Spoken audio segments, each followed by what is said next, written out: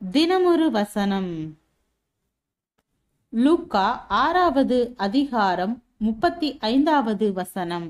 உங்கள் சத்துருக்களை சிநேகியுங்கள், நன்மை செய்யுங்கள், கைமாறு கருதாமல் கடன் கொடுங்கள், அப்பொழுது உங்கள் பலன் மிகுதியாயிருக்கும்.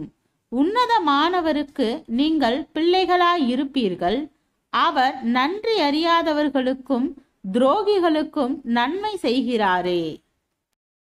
பிறரிடமிருந்து நன்மையை பெற்றவர்கள் நன்றியுணர்வோடு செயல்பட வேண்டியது அவசியமே. அதே வேளையில் நன்மையை பெற்றவர் தான் விரும்புகின்ற விதமாக அந்த நன்றியை வெளிப்படுத்த வேண்டும் என்று நன்மையை செய்தவர் விரும்பக்கூடாது. அது ஒருவர் தான் செய்த நன்மைக்கு பதிலாக மற்றவர் அடிமையை போல நடந்து தன்னை திருப்திப்படுத்த வேண்டும் என்று எண்ணுகின்ற செயலாகும். வாலிப சகோதரன் ஒருவருக்கு அவருடைய உறவினர் ஒருவர் பல உதவிகளை செய்தார். அவருக்கு நல்ல வேலை வாங்கி கொடுத்து சிறப்பாக திருமணமும் செய்து வைத்தார்.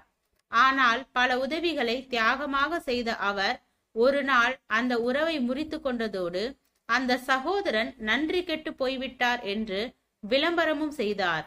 நடந்தது என்னவென்றால், அந்த சகோதரன் அந்த உறவினருக்கு பிரியமில்லாத ஒருவரோடு நல்ல நட்பு வைத்திருந்தார்.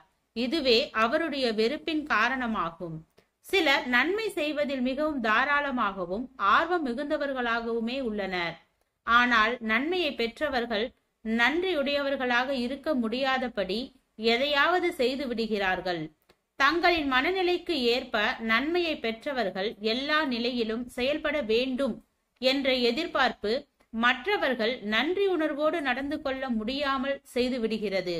நம்முடைய தவறான மனநிலைகளின் விளைவாக மற்றவர்களை நன்றி இல்லாதவர்கள் என்பது போல காண்பிக்க விரும்புவது தவறானது ஆகும்.